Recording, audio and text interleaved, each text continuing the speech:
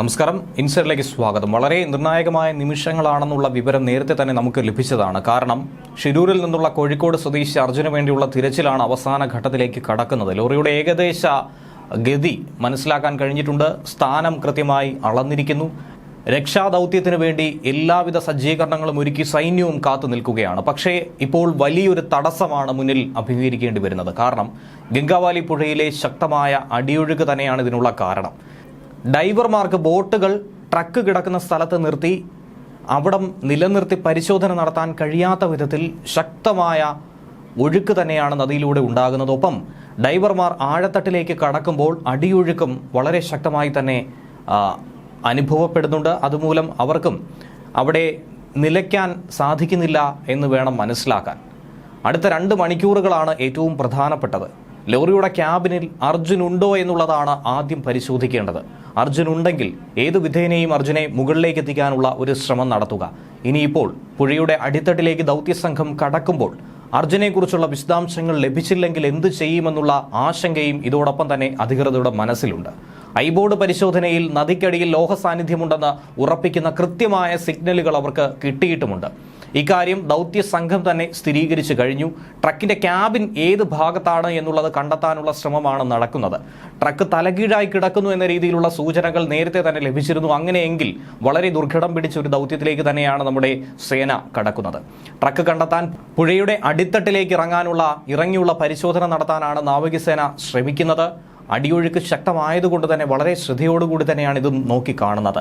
ഇനി നദിയോട് ചേർന്ന് ഐബോർഡ് ഡ്രോൺ പറത്തിയുള്ള പരിശോധന നേരത്തെ നടത്തിയിട്ടുണ്ട്.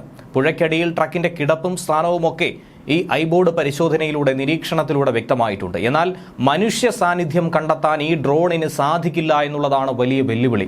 കാരണം ലോഹ സാന്നിധ്യമാണ് ഇത് കൂടുതൽ തിരിച്ചറിയുന്നത്. അല്ലെങ്കിൽ വലിയൊരു വസ്തു അവിടെ കിടക്കുന്നതൊക്കെ ഇതിന് കണ്ടെത്താനായി കഴിയും. പക്ഷെ മനുഷ്യനെ കണ്ടെത്തുക എന്ന് പറയുന്നതാണ് വലിയ വെല്ലുവിളി. ഇനിയിപ്പോൾ അത് കണ്ടെത്താൻ കഴിഞ്ഞില്ല എങ്കിൽ, അർജുനെക്കുറിച്ചുള്ള സൂചനകൾ കിട്ടിയില്ല എങ്കിൽ വീണ്ടും ദൗത്യം നീണ്ടു പോകുമെന്ന ആശങ്കയും പങ്കുവയ്ക്കപ്പെടുന്നുണ്ട്. രാവിലെ മുതൽ തന്നെ ട്രക്ക് കണ്ടെത്താനുള്ള പരിശോധന പുഴയിൽ നടത്തിയെങ്കിലും ഈ ശക്തമായ അടിയൊഴുക്ക് തന്നെയാണ് നാവികസേനയെ പിന്നോട്ടടിക്കുന്നത്. നാവികസേനയിലെ മുങ്ങൽ വിദഗ്ധർ പലതവണയായി ഇറങ്ങാനുള്ള ശ്രമം നടത്തുന്നുണ്ട്.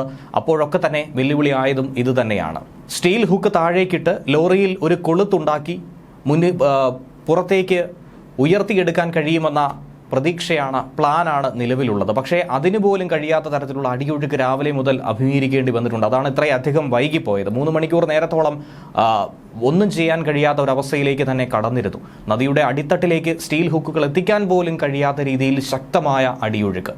മുങ്ങൽ വിദഗ്ധർക്ക് താഴെ ഇറങ്ങാൻ പോലും കഴിയാത്ത സാഹചര്യം. ഇതിനെയൊക്കെ അതിജീവിച്ചുകൊണ്ടാണ് ഇപ്പോൾ മുന്നേറിക്കൊണ്ടിരിക്കുന്നത്.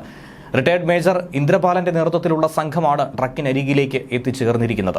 ഗോവയിൽ നിന്നുള്ള നാവികസേനയുടെ ഡ്രഡ്ജിംഗ് സംഘവും പരിശോധന ശക്തമാക്കുന്നുണ്ട്. അതിനിടയിൽ ലോറിയിൽ ഉണ്ടായിരുന്ന തടിക്കഷ്ണങ്ങൾ കണ്ടെത്തിയതായിട്ടുള്ള വിവരം പുറത്തു വരുന്നുണ്ട്. എന്നാൽ ഇത് പൂർണ്ണമായും നമുക്ക് വിശ്വസനീയമല്ല എന്നുകൂടി പറയേണ്ടിയിരിക്കുന്നു. കാരണം ഈ 10 ദിവസം വരെയുള്ള മാധ്യമ വാർത്തകളിലുണ്ടായ തെറ്റിദ്ധാരണാജനകമായിട്ടുള്ള ചില സംഭവങ്ങൾ അത് തന്നെയാണ് ഇതിന് ആധാരമായിട്ടുള്ളത്. തുടക്കം മുതൽ റോഡിലാണ്, കരയിലാണ് അർജുനുള്ളത്, ലോറി ഉള്ളത് എന്ന രീതിയിലുള്ള പ്രചാരണം ശക്തമായിരുന്നു. ഇത്തരത്തിലുള്ള പ്രചാരണം കാരണം രക്ഷാപ്രവർത്തനം ഇത്രയധികം വൈകിപ്പോയി എന്ന ആക്ഷേപം കൂടി ഉയരുന്നുണ്ട്. അതുകൊണ്ട് ഇത്തരം സംഭവങ്ങളെ വെറും സൂചനകളായിട്ടോ സാധ്യതകളായിട്ടോ മാത്രമേ നോക്കിക്കാണാൻ സാധിക്കൂ. അതൊന്നും പൂർണ്ണമായ വിവരമായിട്ടോ ഔദ്യോഗികമായ സ്ഥിരീകരണമായിട്ടോ പറയാൻ കഴിയില്ല.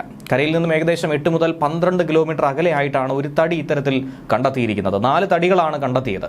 ലോറിയിൽ ഉണ്ടായിരുന്ന തടിയാണിതെന്ന് ലോറി ഉടമ മനാഫ് പറയുകയുണ്ടായി. മലയാളി വാർത്തയോടത് സ്ഥിരീകരിച്ചിട്ടുണ്ട് അദ്ദേഹം. തടികളിൽ PA1 എന്ന് എഴുതിയിട്ടുണ്ട്. ഈ എഴുത്തുള്ളത് തൻ്റെ വാഹനത്തിൽ കൊണ്ടുവന്ന തടിയിലാണെന്നാണ് മനാഫ് അവകാശപ്പെടുന്നത്. ഇത് കണ്ടാണ് മനാഫ് തിരിച്ചറിഞ്ഞിരിക്കുന്നത്. ഗംഗാവാലി പുഴയോരത്തുള്ള അഗ്രകോണയിൽ നിന്നാണ് ഈ തടിയെ കണ്ടെത്തിയിരിക്കുന്നത്. വൈകുന്നേരത്തോടു കൂടി തന്നെ ഓപ്പറേഷൻ പൂർത്തിയാക്കാമെന്ന പ്രതീക്ഷ കഴിഞ്ഞ ദിവസം തന്നെ അധികൃതർ പങ്കുവച്ചിരുന്നു. പക്ഷേ കാലാവസ്ഥ പ്രതികൂലമാണ്. ഒരു തരത്തിലും നമുക്ക് മുന്നോട്ട് അടുക്കാൻ കഴിയാത്ത അവസ്ഥയുണ്ട്. ഉത്തര കന്നഡയിൽ ഇന്നും മഴ മുന്നറിയിപ്പ് നൽകിയിട്ടുണ്ട്. ഇന്നലെ ദൗത്യം നിർണായക ഘട്ടത്തിലെത്തിയപ്പോൾ തന്നെ വില്ലനായി മാറിയത് കാലാവസ്ഥയാണെങ്കിൽ ഇന്നും അതേ സംഭവം തന്നെയാണ് ഉണ്ടായിരിക്കുന്നത്. നേവിയുടെ സോണാർ പരിശോധനയിലും സൈന്യത്തിന്റെ റഡാർ പരിശോധനയിലും ഗംഗാവാലി പുഴയുടെ തീരത്ത് ദേശീയപാതയോട് ചേർന്ന് 20 മീറ്റർ ആഴത്തിൽ ട്രക്ക് കണ്ടെത്തിയെന്ന് ഇന്നലെ ഉച്ചയ്ക്ക് 3:30 മണിയോടുകൂടി തന്നെ കർണാടക റവന്യൂ മന്ത്രി കൃഷ്ണ ബൈരഗൌഡയും അതോടൊപ്പം സൈന്യവും SP-യും സ്ഥിരീകരിച്ചു കഴിഞ്ഞു. അർജുൻ കാണാമറയത്തായിട്ട് 10 ദിവസമാണ്. ഇന്ന് ശുഭവാർത്ത ഉണ്ടാകുമെന്ന പ്രതീക്ഷ തന്നെയാണ് ഏവർക്കുമുള്ളത്. ന്യൂസ് ഡെസ്ക് മലയാളി വാർത്ത ഇൻസൈഡ്. ന്യൂസ്.